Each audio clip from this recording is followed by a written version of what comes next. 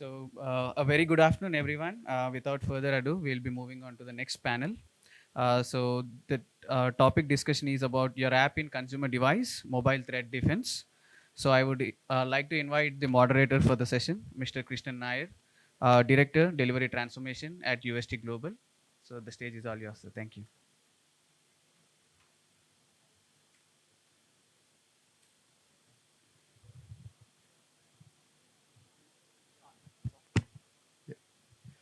Hi, everybody.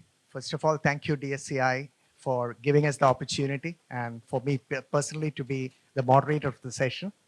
So we have a very eminent set of panel to start the conversation.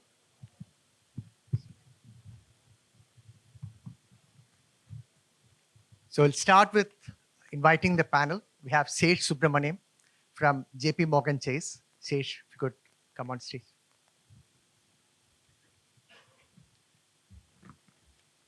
We have Nandan Gadkari from IAFL, and then we have Pooja Bensal from Fire Portal. And we also have Pinakin Dave from OneSpan. So thank you, everybody, for being here. And thank you, panel, for helping us with this discussion. Myself, Krishnan, as Sai welcomed, I'm part of UST. We are a service provider, and I've been focused on engineering and engineering practices. And this is security is an area which is very close to my heart too. And it's good to have a chance to discuss that with a panel. And we want to make sure that this panel discussion is interesting for the audience, as well as make it as much interactive as possible. So kindly do help us do that rather than being just like five of us talking about it. Okay. So to set the context, so what has changed in the last few years? When I look at it, to me, it's the mobile first that has made the most significant change in the way we live, we dine, we shop, everything. Say, I mean, you look at any sphere of life, right? The culture of mobile and mobile devices have changed the dynamics of the game. And if you look at it, be it shopping, be it banks, be it travel, anything you do it on mobile.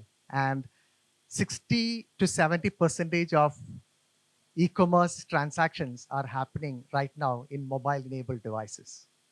So if you look at it, the amount of transaction that is supposed to happen through mobile application, the revenue generation is going to be more than $1 trillion for this year. So if you put things in perspective, that is 1/3 the size of the Indian economy, right? Look at it. So that's how huge it is. So what is the other side to it, right? We are all using mobile apps. We are all using mobile. Many of us carry multiple mobiles. So for the threat actors, that has become an easy opportunity because the threat surface itself have actually gone up tremendously.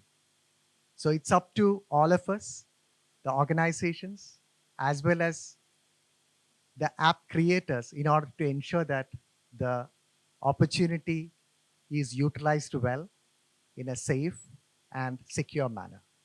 So our focus today would be to discuss about those points. And before I request the panelists for the introduction, we all woke up maybe a couple of days back to a guideline or a notification from CERT about security challenges with respect to Android, iOS, and how it is going to have a negative impact. So we do have bodies that are watchdogs, but essentially, is that good enough? And as individuals, what is the role that we have to play in ensuring that we create a world which is much more secure than today? So let me request each of the panelists to introduce, and we'll start post that. Bracken, please go. Yeah, hi everyone. My name is Pinakin Dave. So I head the country operations for OneSpan. We majorly work with the large financial institutions, understanding the local guidelines, the governing guidelines, and help them achieve, the solutions and the compliances which is there. Yeah. Hi, good afternoon, everybody. I am Sesh Subramaniam. I think my career goes back to a long time, and I've been in industries and different parts of the world, and telecom and finance has been where I worked. And so I'll bring that context to the table. Really, is what I'm speaking today about, and being there in from development, where all through cybersecurity, and then info security originally when I began doing it. Now it's called cybersecurity, of course. So I've been in the industry for a long time, and today I'm in JP Morgan Chase, is where I work, and that's my role is cybersecurity and tech controls is the function I support. Hello. Hi. Hello. Good afternoon, everybody. Myself Nandan Gandre. I look after the at the risk portfolio at the IFL at group level, and along with I look after the application security portfolio. So my past experience, I can say that I've been in the BFS sector in the handling the information security, cyber security for the last 20 years. So we, with respect to this part, we always look into what are the new threats, what are the scenarios which are coming and which are applicable to the applications and which are to be implemented as per the regulator, because we are the our bodies IFL as a group is governed by multiple regulatory bodies like the RBI, SEBI, IRDA, NHB, because we are on all type of business model. Hi everyone, I am Pooja Bansal. I am a Director Information Security at Fair Portal. Fair Portal is basically an online travel aggregator company which works for the North America and Canada markets. We have a delivery center based out of Gurgaon, and I head the information security at Fair Portal. Thank you. Thank you, Pooja. Thanks, all of you. So, Shish, considering the domains that you have been involved, primarily from a financial perspective, I think it's appropriate for us to start with you. So, my first question would be, how do you how would you define the landscape from a mobile security standpoint, and what are the challenges and opportunities that you are seeing? Thanks, Krishan, about that. I think I'll probably take back to several years ago, right, when we began mobile as a tool of engagement with the consumers. It was initially, most of the time it was not about getting the transactions the depth we have today. If you all recall, well, India has gone leaps and bounds with the amount of mobile function we have. Many countries don't do that still. But when this began initially, it was more about a transfer from mobile to mobile, was how the things began. And it was a more a trusted partner you could go on.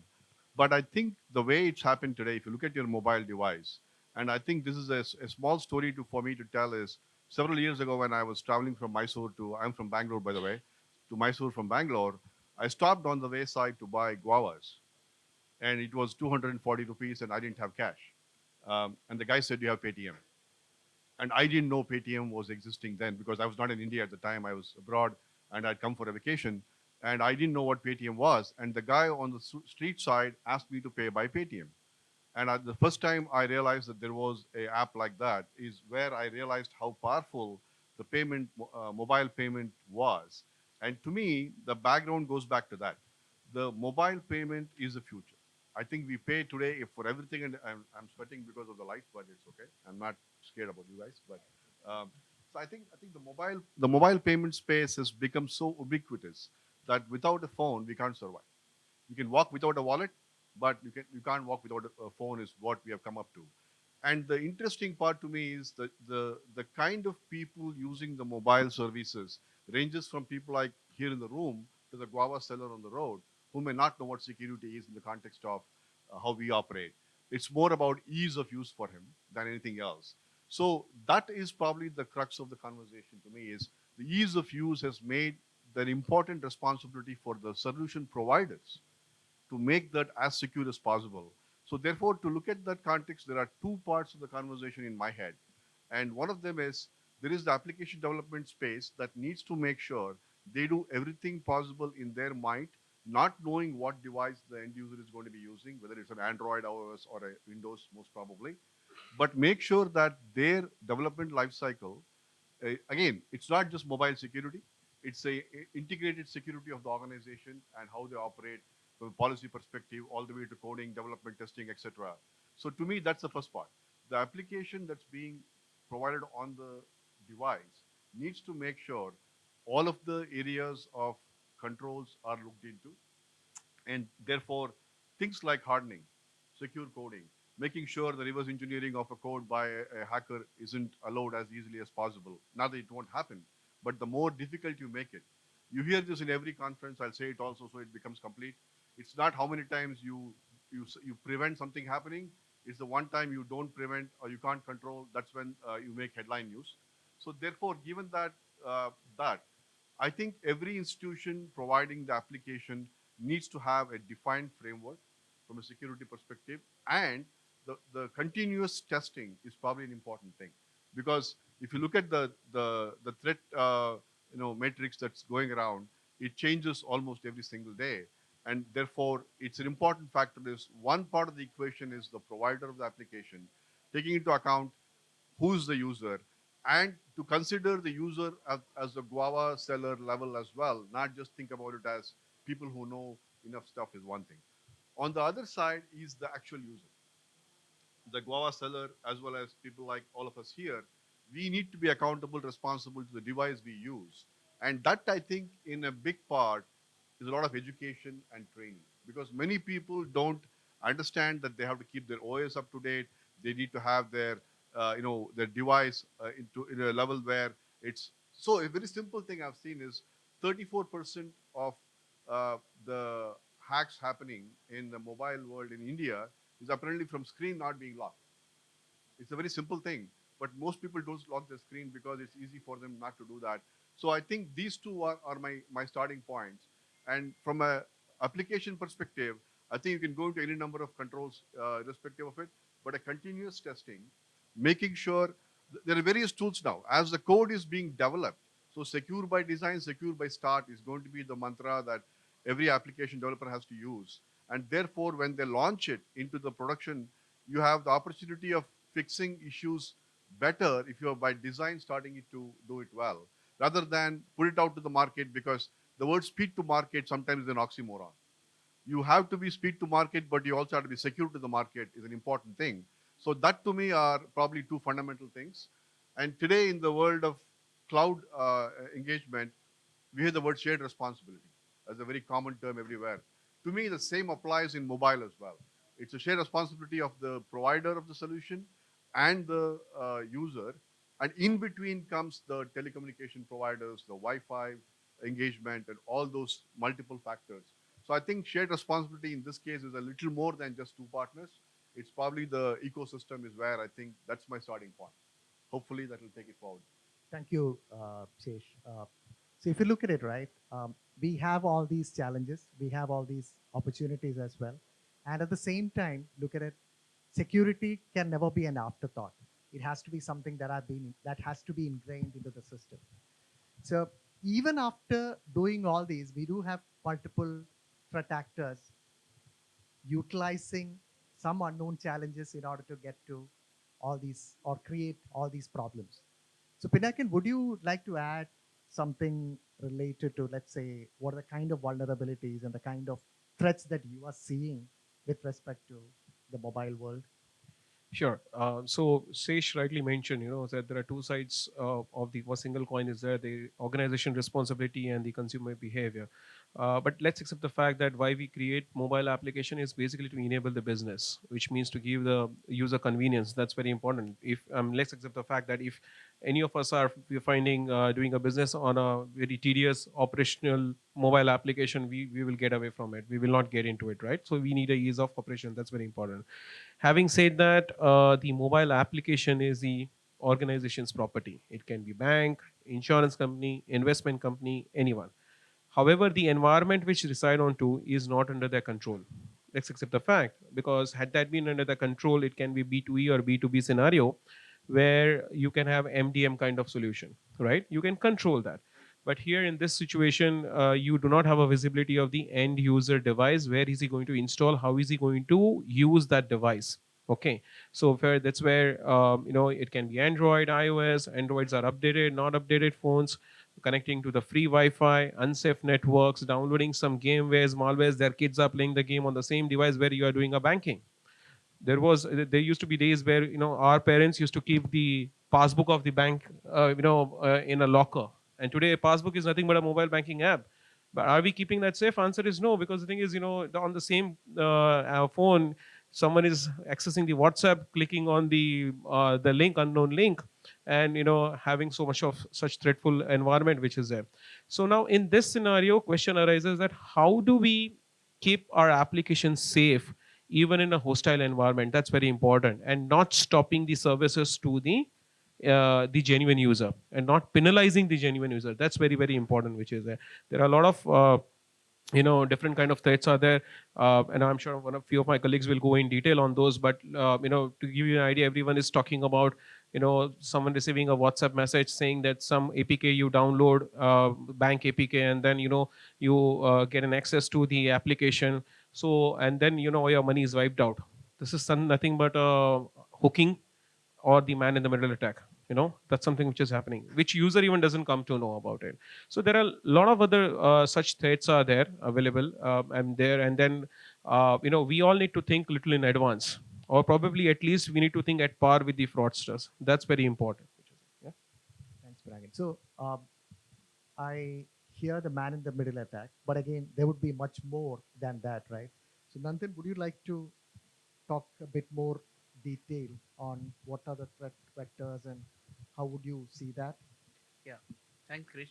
Definitely, I like to that. With now Pinakin and Shesh has commented that always the threat scenarios that will be always be coming up in the market. Hackers will be applying various threat scenarios to protect the to target the app basically. So when we say that one of the threat scenarios they'll first target is the network attack. That is the man in middle attack, where they try to snip the data, try to intercept the data, why when your app is trying to connect it to the unsecured network or something.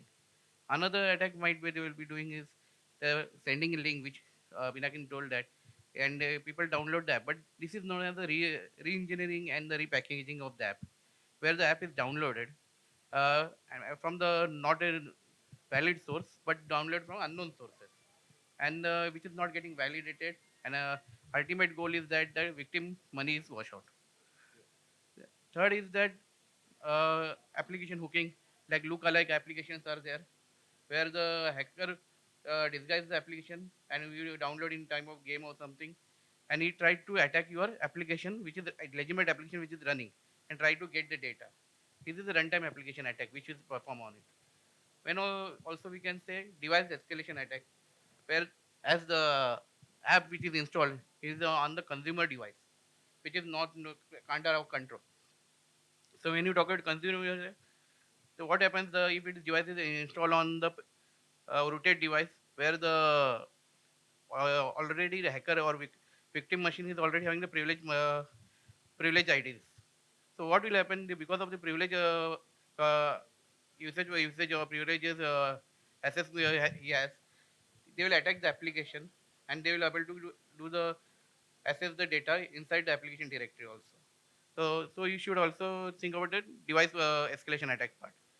Fourth part is that screen mirroring attacks. There are some application which we download as a part of games or something. Your children might download for the games, but we don't know what it's doing. It's capturing the information. Permissions are given. When you are launching a legitimate app, you are adding your PIN, you are adding your you are receiving the OTPs. This screen mirroring, this will capture all this information and send to the hacker device, and he will misuse this. So these are the various attacks. Actually, all these attack threats will ultimate goal is that from the victim machine, the money has to be washed out. Thanks, Nandan. So,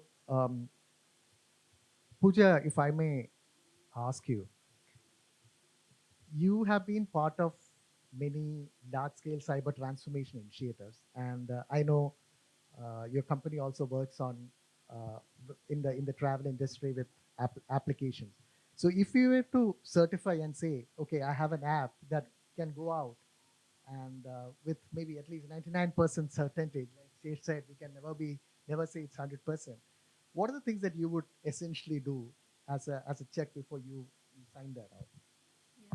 So, very good question, Krishnan. So, we heard the fellow panelists talk about a lot of attacks or threat scenarios, man in the middle, uh, routed devices, etc. So, while there are a lot of things which are dependent on the end or the consumer.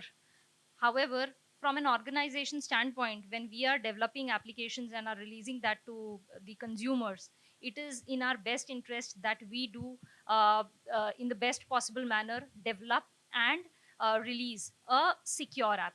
While we may do a lot of testing, follow security practices, but when we do release those apps in production, I think a few important points that we may want to note is, the first one is, we know there are jailbroken iOS or rooted Androids available in the market.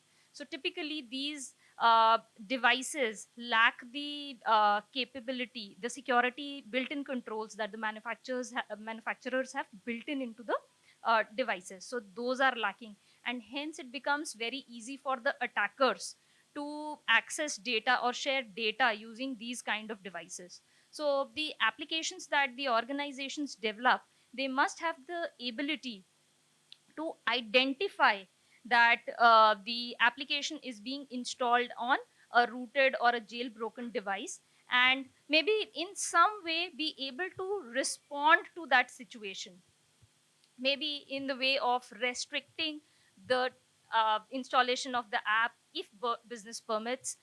It could also be limiting certain or restricting certain kind of functionalities of the app, or it could be merely as simple as just giving a warning message to the user so that they know that there is a risk associated in downloading this app on such kind of OS that they're using. So I think this is the first part. Second, we did hear man in the middle attack. So to say defend that kind of attack, uh, organizations typically would implement SSL pinning.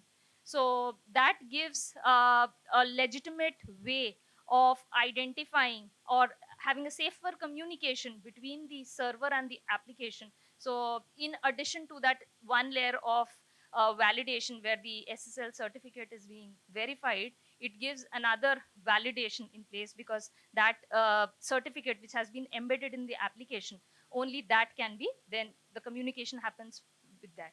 So that is the second part. And I think the last part that I would want to pick up is, typically the applications, there are times when we say that the code is not obfuscated. There are times when debugging is enabled. So those are very easy ways in which the attackers find it easy to get access to the application source code. They're able to analyze the code, they're able to understand the code, and they are able to easily exploit that code in malicious ways, repackage the code with, say, a malware payload, and then distribute it over unauthorized channels. So, as organizations, what we can be doing is always distribute apps through verified sources, uh, Apple Play Store, Apple Store, Google Play Store, etc. And then also keep a check and balance on the applications which are getting installed from an unauthorized source, because then you may have that ability to be able to restrict certain kind of functionality if the app is getting downloaded from such kind of sources. One thing to add would be recent. I mean, in the introduction, I touched upon it, right? The recent cert related announcement that came up. So the certification bodies as well as government bodies are moving away from just being a light advisory to being or to start playing a very active role in that space. So do you think those kind of activities uh, brings in a change from an organization perspective or your role perspective on how to approach these things? I believe because the regulatory bodies have now started giving such advisories. Recently, there were notifications from certain with the attacks that were vulnerabilities that were identified both in iOS devices and Android devices, the OS. They have become very proactive in letting uh, both the organizations know and the end users know. While we may assume that the end user does not take any action at their end, they may not be aware, they may not know what to do, but we as organizations do know, and we have that responsibility of securing at least the apps that we are developing. So from that standpoint, the organizations should start working towards regular updates, say releasing patches, an immediate patch, or then the version upgrade if that works out in a long term solution, and somehow ensuring that whatever vulnerability has been notified, that gets remediated, fixed. Obviously one cannot stop attacks anytime, but there can be remediation or mitigating controls in place put in. Thank you, Pooja. It's a good talk. I know we have a Pinakin who's a certified, I mean, or rather a certified person also as part of panel. But again, I want to slightly diverge into another phase. Shesh, you talked about the usage of Paytm and things like that. And all of us know that UPI was a game changer in that industry, right? And it has actually revolutionized the way we are actually looking at banking, we are looking at cash transactions, all those things. So, and I recently read about new things that are coming in, like offline payment mode, also getting evaluated for launch, and maybe it has already been done. So, with all these coming in, where do you see this going, and what do you think, Pinakin, is the next step from, not just from a regulatory standpoint, but from a consumer standpoint too? I just take a step back. Pooja mentioned a very nice. She articulated very nice way the different sections of the responsibilities which has to be met. So we have to look at as an overall ecosystem. I mean, if I may say it right, that we have to look at an overall ecosystem rather than looking at each problem in silos and addressing it. Which is a view. I was just another the next room, and then we were talking about identity and the application security.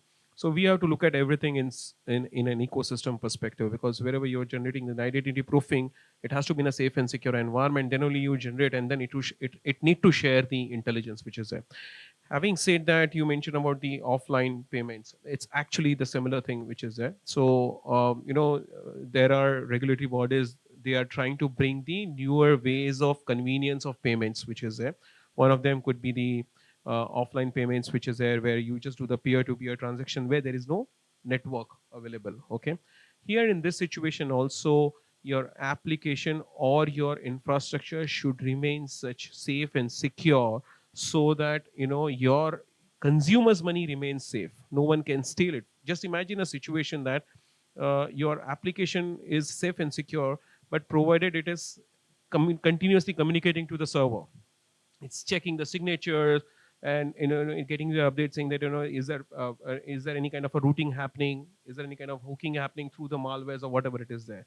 But imagine a situation that for a moment, or for a I mean, let's accept the fact 68% of our population is in the rural, so where probably the internet connection might not be there for some reason, for some time it can be there. Now in this situation, if you are doing an offline transactions and during that time uh, some attack happened or hooking happened, whichever is there, then that there are all chances that you steal the money from that one account and going to somewhere else which is there, right?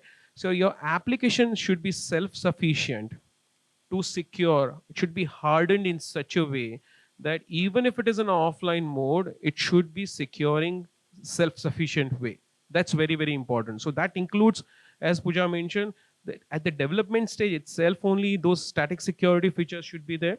And then the dynamic security features comes in picture. Okay, everything together, it has to be self-sufficient, not to be dependent on the server for checking signatures or updates or this. It has to be self-sufficient. That's the point number one, which is there. And then definitely being a CISOs or CIOs, they will always look for the visibility that what's happening into their environment, what's the landscape, threat landscape, which is it. So that should you get it. But this is where when it gets connected, you will get it. But the first priority is in the offline payments also, your application should be self-sufficient to secure it for that point in time. After that, once you get connected, then you can always get the visibility that what's happening around that, which is it. Thank you, Pinay. So, how does the Indian scenario really play out in comparison to the world? Like, Shesh, if you look at it, right, you have a team that is spread across the world. You worked on both sides, multiple instances on multiple applications and stuff like that. So, do you see a different challenge in India with respect to the rest of the world from a mobile consumer driven approach standpoint, or you see, because just like Pinakin said, there's quite a bit of rural population, and personally, if I look at it, right, almost most of us essentially give our phone back to our parents or someone, and that would be after using it for like 2 years. And like for example, security updates will not be there post that. So those are all challenges that might be specific to India.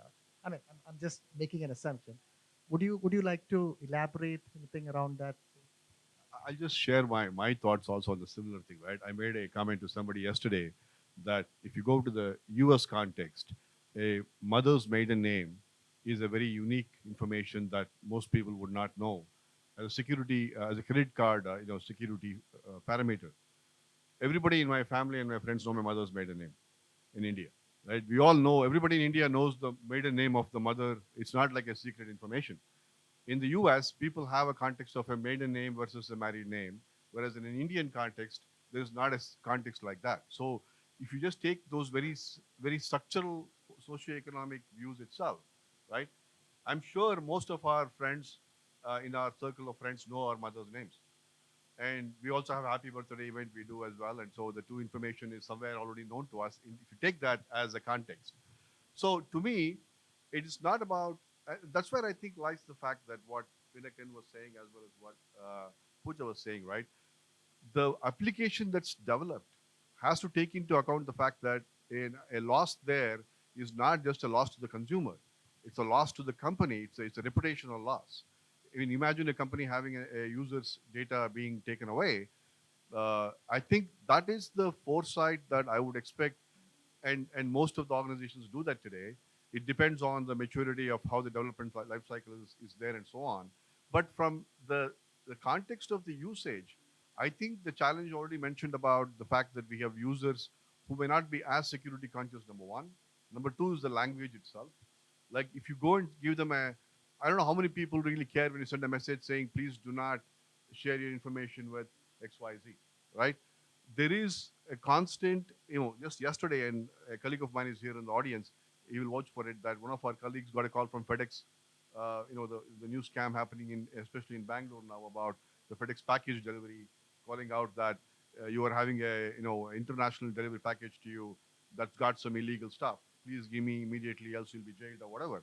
Now it bothers anybody, not necessarily a rural population. So I think it goes back to the fundamentals again. I think the application can be sitting on a jailbroken device, can be sitting on a device that's not fully updated. The the the the code factor that is able to identify and say, I will not let you do the transaction or I will not let you download something becomes an important factor. Now, beyond that, it's going to be a lot of education. So in a country like India or any of the other countries, educating the end user through the banks, through the institutions that support them becomes extremely important. And therefore, things like we force a passport change regularly. People need to know that. So I think it happens in many of the apps I use in India as well. I think those are factors. There is no, I would say, a single or an easy solution to that. Education probably is an awareness becomes the most important thing as we become more and more mobile is how I see that. Thanks, Yesh. I do have a couple of things to check on the regulatory side, but I'll come back to it, and maybe Nandan might be a right person to do that.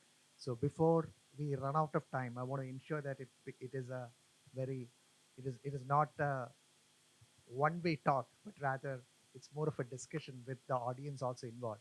So let's take some questions and see what the audience would like to ask. Can you pass on the mic, please?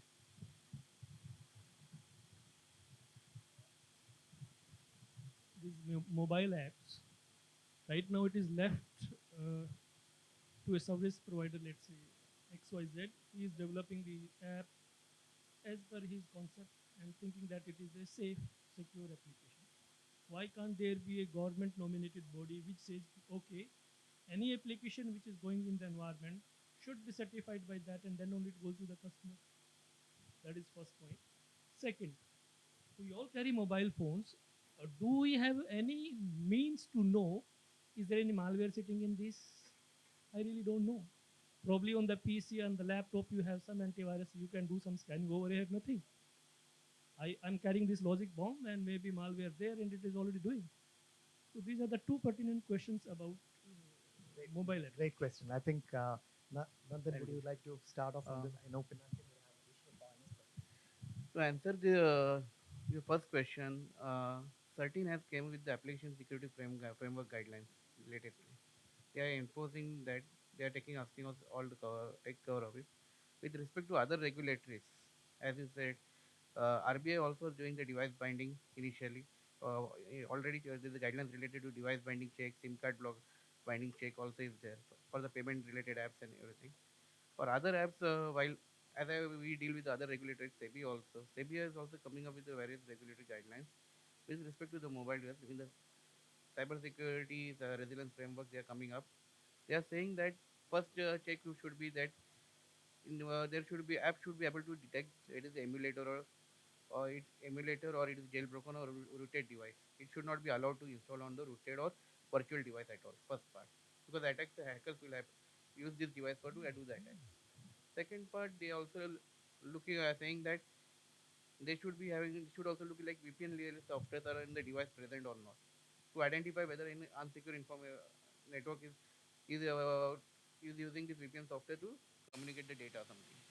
There is a posture checking option. There is like any malware or keylogger or configuration related part. That should be also part of it. Third part as I reverse re-engineering packaging we talk about it, where the application are installed on the with the developer setting. So this part also has to be checked. That is also is one of the point they are mentioning in the guideline. Another point they are also saying that when you check for the any malware or any runtime software like any days like screen mirroring software which are installed. Apart from this, it is also recommended that if any you are launching the app and someone is trying to attack my app and trying to steal the information, like it should be that information should be encrypted. They're saying, and they should also think that all the initially also OAPs and also they are already recommending that whatever the information you're storing on the device should be encrypted stored. That was the guidelines. What is it? Device level security data which is getting stored. So anybody application is malicious application is targeting the app during runtime or trying to get this information will not get that information. It will be encrypted format. So these are the guidelines which is already they're working on it. They're coming up. Yeah.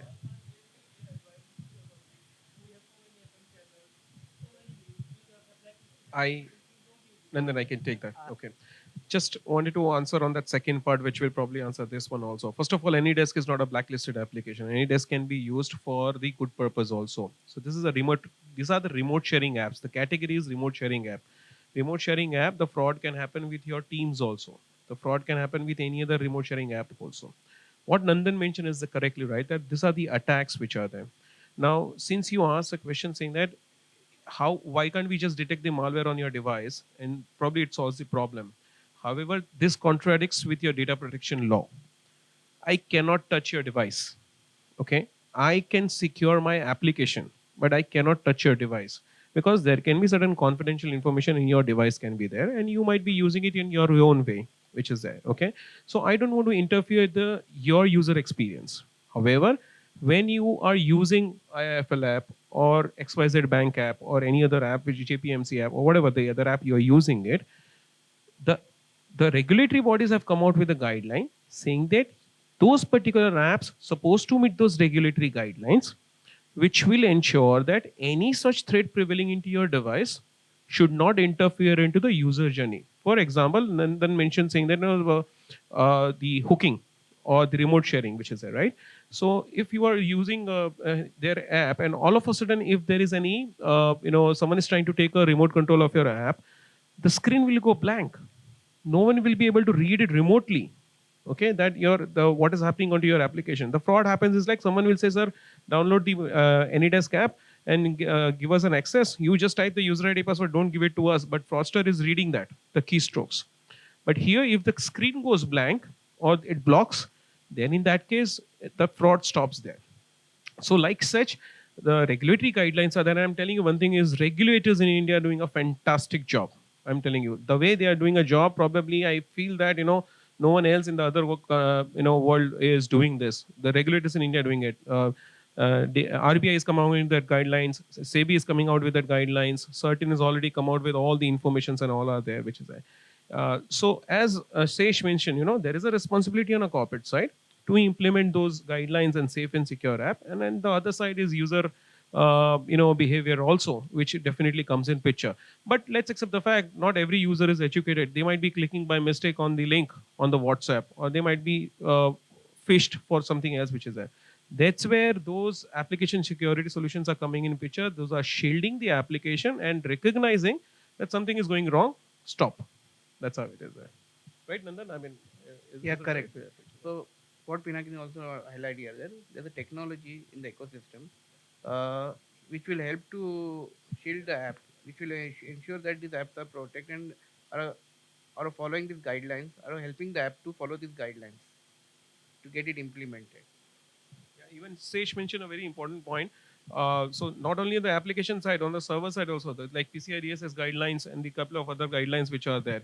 And every organization is doing their job to implement it. Everyone is under tremendous pressure of implementing it, because the thing is they also see that mobile is the next thing for them to do their business, which is there. And everyone is browsing it, which is there. So yes, definitely, your point is right. And we have to create together a safer world, which is there. And As of now, do I have any mechanism to know is there any malware on my mobile? So, Anyway, any okay. procedure? So, in case if your bank, any specific banking application you are using it, if they have implemented the kind of a solutions which Nandan is mentioning or I am mentioning, they have a capability of recognizing that there is some malware. For example, one example of malware is SMS forwarders. Okay. In case if by mistake it is installed on your device, and if your banking app has a capability, those are solutions available. Let me just tell you one thing is, I'm not here to sell my solution, but we have the solution available. But what I'm saying is, if it is shielded with that, that recognizes that when you're invoking your app, at that time it will say, hey, there is an SMS forward in your device, which is there. So please stop not to use it. That's how it is there. But this is happening when you are invoking that particular app. It will not by default scan it. Why? Again, that data protection coming in picture. I am not supposed to intrude into your device, which is there. Otherwise, Yeah. I will be considering as a bad guy. the So- other side, I'll come back. The other side to it is like, it is not just when you're installing the app, right? Because the environment in which your app functions is constantly changing, right?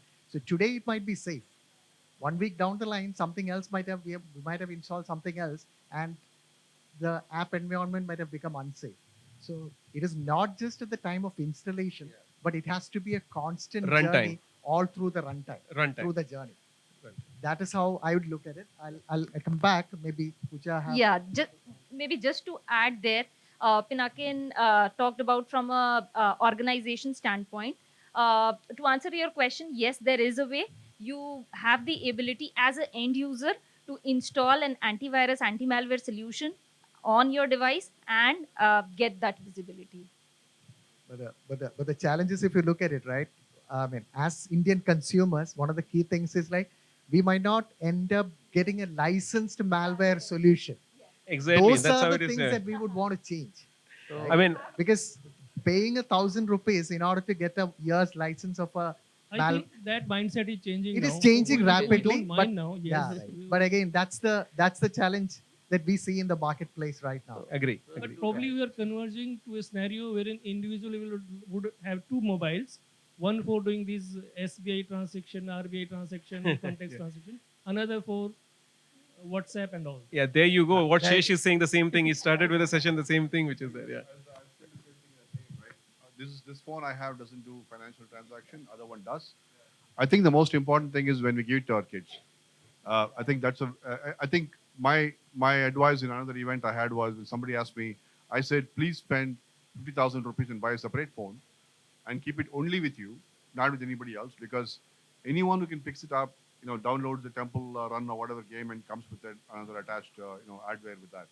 That's probably a challenge, and as you said, it's changing as we go forward. Let's get a couple of more questions. Yeah, please. Get the microphone across.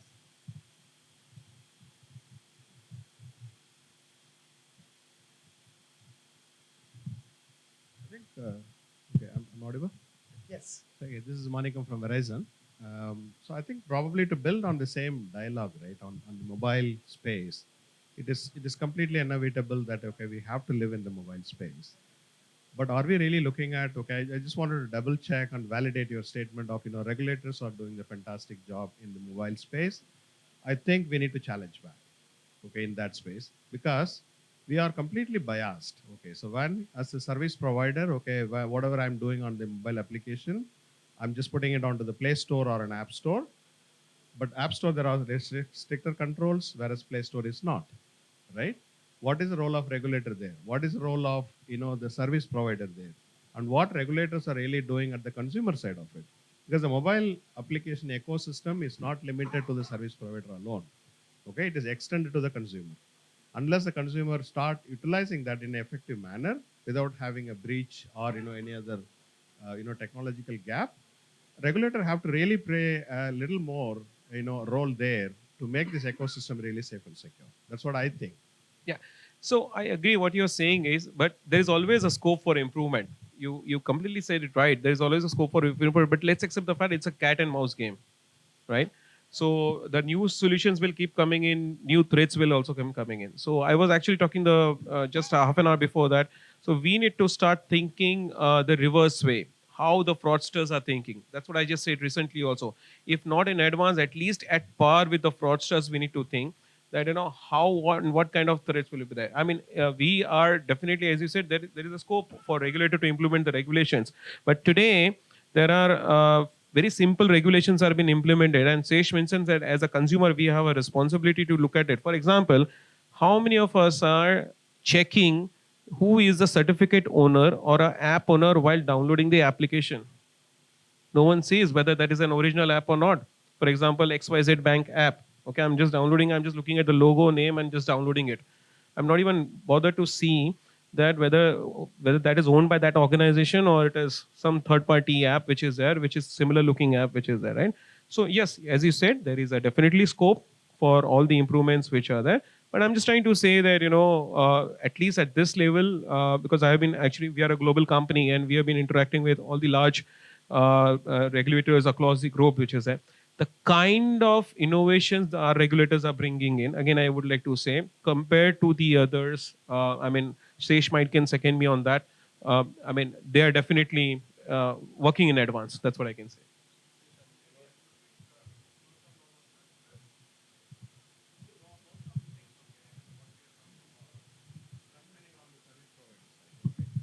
So strengthening on the service provider side. So who is at last at the end of the day is a consumer, right? Are we really looking at reducing the opportunity of consumer getting trapped in? That is exactly the point we need to bring it on, rather than focusing only on the app what I developed, what I posted. Then after I posted, okay, it is completely washed my hand. Okay, it's not my responsibility, and make sure consumer is checking the authenticity of the application, integrated the application, download it. That is completely unacceptable. The other side to it is like if you look at it, right? Earlier we used to say that okay, a server hack happened, and then the market cap of that particular company just crashed in a day, right? Now, if there is a problem with a mobile app and that is getting shared through WhatsApp, the reputational damage and the impact to market cap that's happening to organization is beyond comparison right now, and it will only go further on as more and more people start using this, I mean, are getting part of the journey. Because if you look at it, uh, the, the new generation in itself is like post-COVID, everybody has at least one device. And I mean, they have even the admin privilege in order to do whatever it is. You never know when that phone is getting, I mean, getting a software that gets rooted, right? You never know. And we might be looking for another phone just because our screen broke. And then we might end up using that. And maybe your bank account gets wiped out with that, right? So I know it's time up for us. So if we were to, before we end the conversation, right?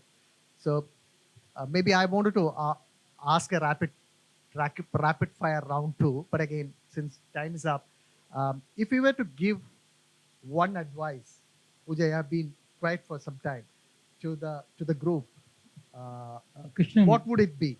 uh, I have a question. Yes. Can I ask a question? So, Yeah, if it's a quick one, please. yeah. I'm Gaurav. I'm from Ericsson. You know, the fundamental difference that I see between finance, banking, and other compared to the telecom that I come to, your applications and your application stack, both on the server side and on the user side, they seems to be non-standardized.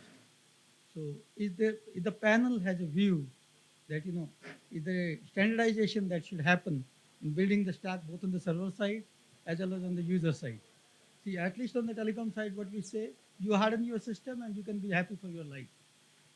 And that, Yeah, that's what we are saying actually. That's what we said, Nathan, right? That you harden the system in such a way it's strong. Yeah, so basically, what we are saying is the same thing, that you harden your application, or even at the server side, like, as you mentioned about the PCS, you system in such a way that even if customer is trying to operate the application in a hostile environment, customer is safe, or his money is safe, or his transactions are safe. That is what we are.